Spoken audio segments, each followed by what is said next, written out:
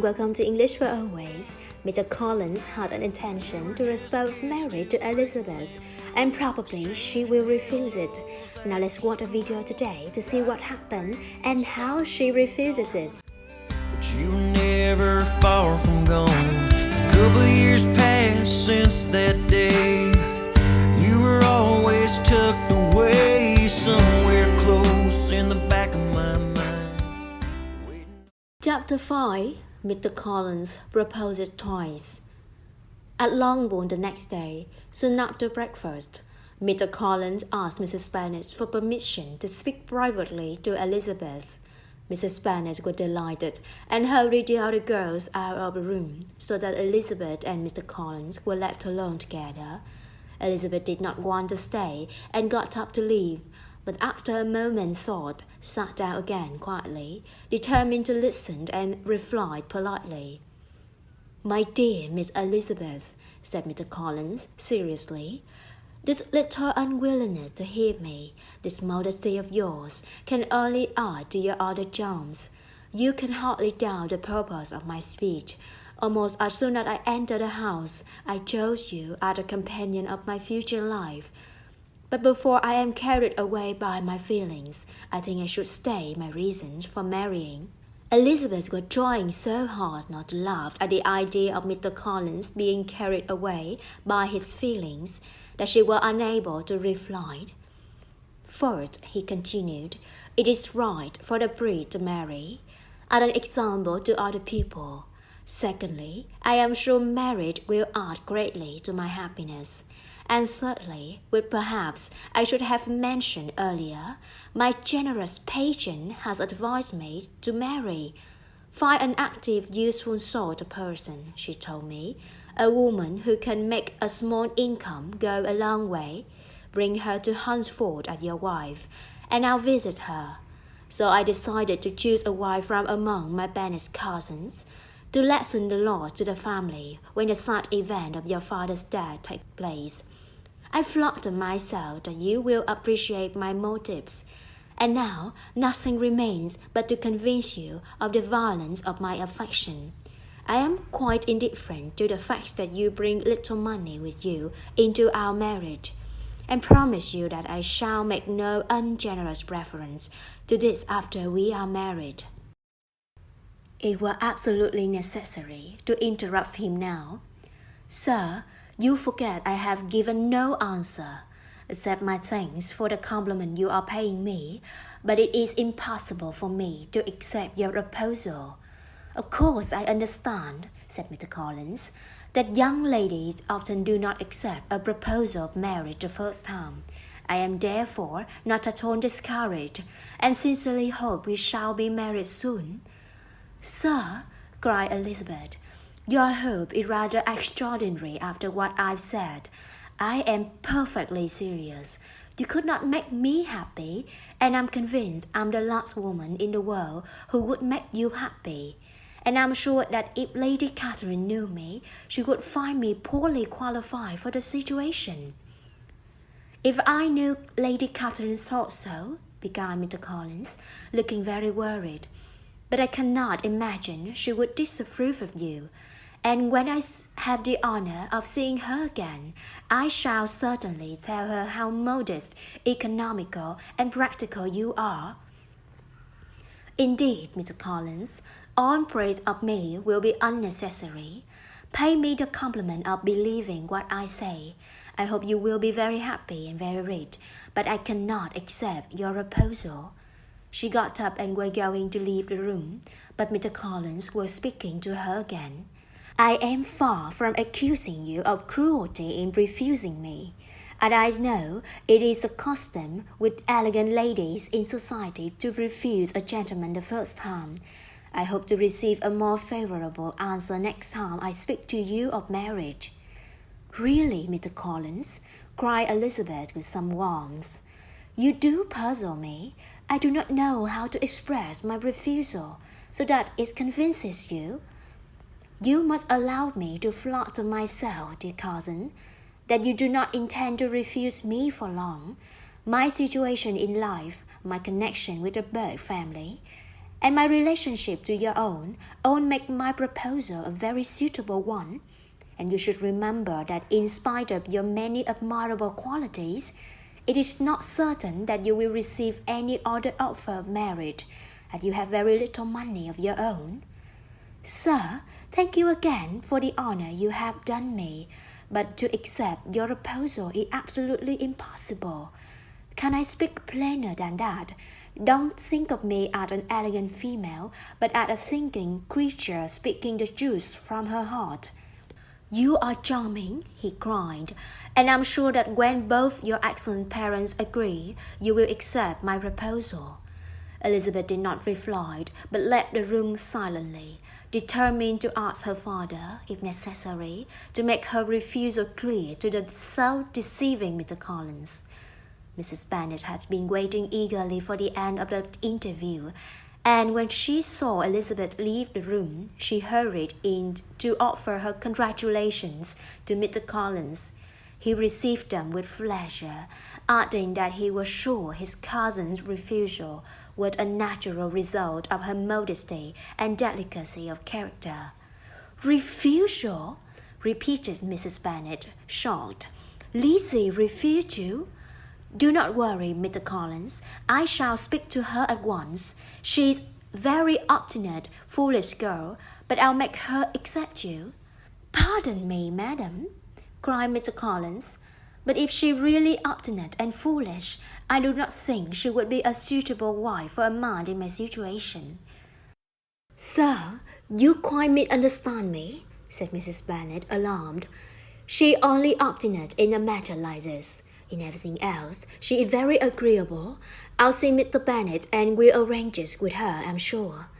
She did not give him time to reply, but hurried to the library, where she knew she would find her husband. Oh, Mr. Bennet, we need you urgently. We're all in such confusion. You must come and make Lizzie marry Mr. Collins. Mr. Bennet raised his eyes from his book as she entered, and stared at her with calm unconcern. I do not have the pleasure of understanding you, he said. What are you talking about? Lizzie declares she won't have him, and if you don't hurry, he'll change his mind and not have her. So what should I do? It seems a hopeless business.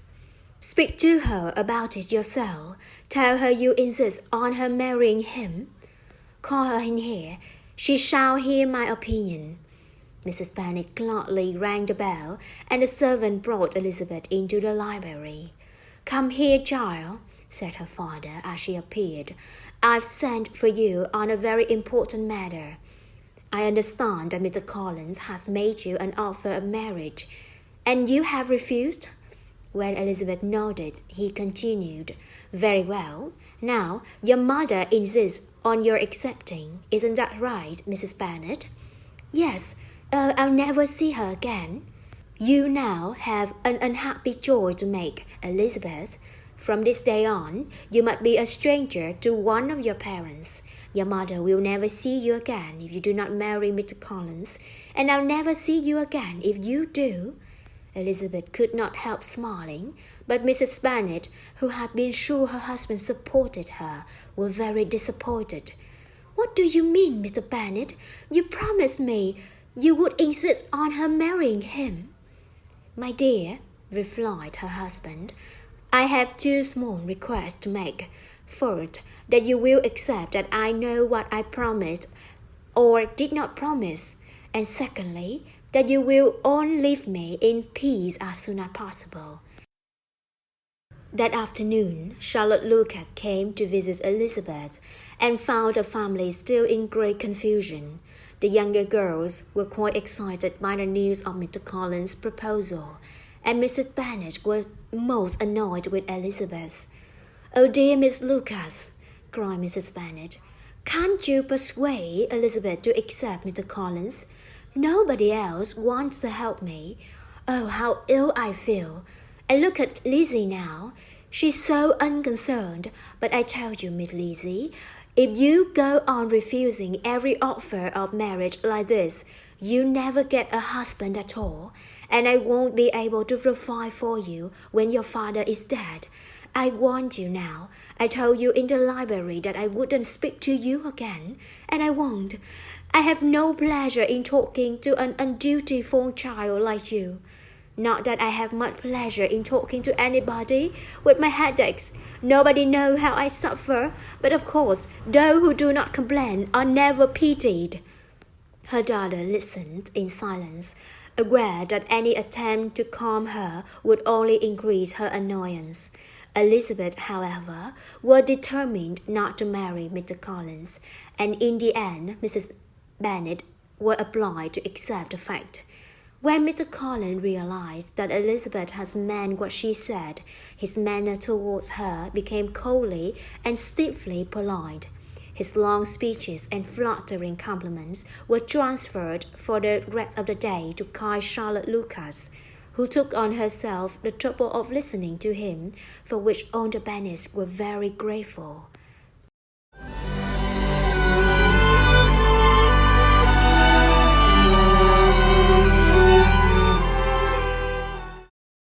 The next day, a letter was delivered to Jane from Netherfield. Elizabeth saw her sister's expression change as she read it, and when they were alone, she asked about it. "It's from Caroline Bingley," said Jane, "and it has surprised me very much. The whole party have left Netherfield and are on their way back to London, probably for the winter. They may not return to Netherfield at all. She says the only thing she sincerely regrets is leaving me behind in Hertfordshire, and promises to write very frequently." Elizabeth did not trust Miss Bingley's apparent affection for Jane. "I really don't think the departure matters very much," she said. "Mr. Bingley won't be kept in London by his sisters. I'm sure he'll be back in Netherfield soon." "But perhaps he prefers to stay in London, where many of his friends are. But I haven't told you everything yet. Let me read you the part which particularly hurts me. Mr. Darcy is impatient to see his sister, and we confess we are also eager to see her again. Nobody is more beautiful, elegant, or accomplished than Georgiana Darcy. Louisa and I have great affection for her, and hope one day to call her sister. My brother admires her very much. He will have frequent opportunities of seeing her, and although I am his sister, I must say I think he is most capable of winning any woman's heart." "What do you think of this, dear Lizzie? Isn't it clear enough? Caroline doesn't wish or expect me to become her sister-in-law. She is convinced of her brother's indifference towards me, and perhaps because she suspects my feeling for him, she most kindly warns me that he is very likely to marry someone else. I have a totally different opinion. Miss Bingley sees her brother is in love with you. Why she wants him to marry Miss Darcy? We aren't rich enough or grand enough for them, and she is eager to have a family connection with the Darcys, so that it may be easier for her to marry Mr. Darcy.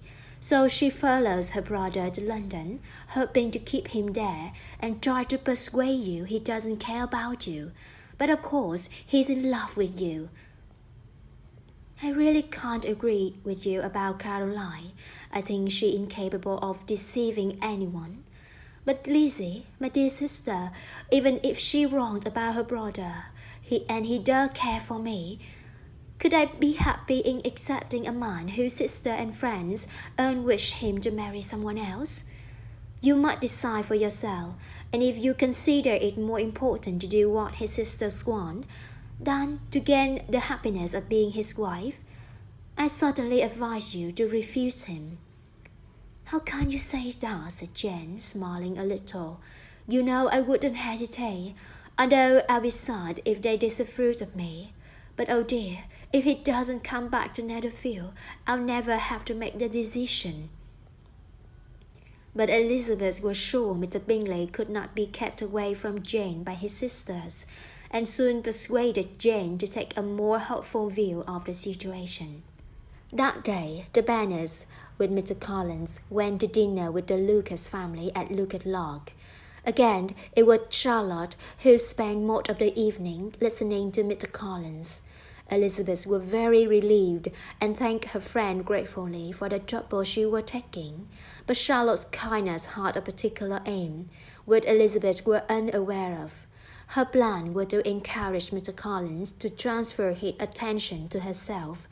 In fact, she was managing so well that, when she said good night to him after dinner, she could have felt sure of success if he had been staying in Hertfordshire for another week.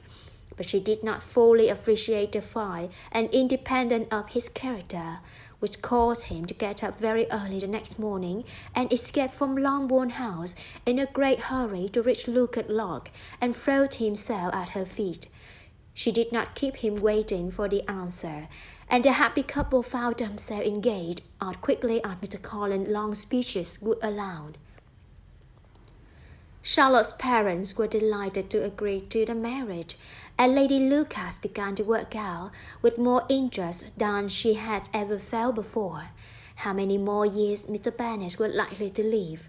Charlotte herself was quite satisfied. Mr. Collins certainly was neither sensible nor agreeable, but still he would be a husband. She did not think highly of men or of marriage, but she had always intended to marry. Although marriage might not always bring happiness, it was the only honorable way in which a well-educated woman with little income could provide a home for herself. Now 27 and lacking beauty, she felt she was lucky to have found a husband. She knew, however, that Elizabeth, whose friendship she greatly valued, would be astonished and possibly disapproving. So she decided to go to Longbourn House to tell her friend the news herself. Elizabeth was indeed shocked at first, and could not help crying out in surprise. But when Charlotte explained her reason for accepting Mr. Collins, Elizabeth tried hard to understand. When the rest of the Bennet family heard the news, they were also astonished. Mrs. Bennet was quite horrified, and could not stop complaining bitterly about Charlotte's wickedness, Mr. Collins' stupidity, and Elizabeth's obstinacy. Mr. Bennet was much calmer, only saying he was pleased to discover that Charlotte, whom he used to consider quite sensible, was as foolish as his wife, and more foolish than his daughter. That day was Mr. Collins' last at Longbourn, and he left with many speeches of thanks, as well as a promise to return very soon. Mr. Bennet warned him to be careful not to offend his patron by being absent from his duties too often. But Mr. Collins, although extremely grateful for this side of Mr. Bennet's cousinly affection for him, was naturally eager to return to Hertfordshire to see his future wife. Only 2 weeks later he did, in fact, come back to stay at Longbourn, but spent most of his time at Lucas Lock, making arrangements for the wedding. Mrs. Bennet still felt very offended by him, but she was now becoming anxious about something even more important. Mr. Bingley continued absent. Day after day has passed with no news since the arrival of Caroline Bingley's letter. Elizabeth was now rather worried, and Jane feared the worst. Finally, a second letter arrived from Caroline Bingley, and when Jane read it, she realized that all hope was over. The Bingley family was staying in London for the whole winter, and Georgiana Darcy was a frequent member of their circle. Miss Bingley boasted joyfully of their friendship, and looked forward to her brother's probable marriage to Miss Darcy. Although she was deeply upset, Jane bravely tried to control her feelings. "Do not worry, Lizzie. I shall be able to forget him in a while. I have nothing to complain of. As he made no promises to me, I just thought he cared for me, but I was wrong. Luckily no one is hurt except myself." "My dear Jane," said Elizabeth, "you are too good. You always think the best of everybody. Now I think the worst of most people, and do not see much real value or common sense around me. Mr. Bingley, for example, he may not be intending to hurt you, but misery can be caused by someone being just weak and indecisive. I'm convinced his sister and his friend, Mr. Darcy, are trying to influence him against you. Another example is Charlotte. I can't understand how she could agree to marry such a self-important, proud, silly man. Dear Lizzie, said Jane, we must respect Charlotte's decision. She may well be happy with Mr. Collins.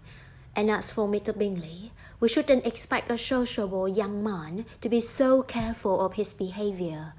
Women often imagine admiration means more than it really does.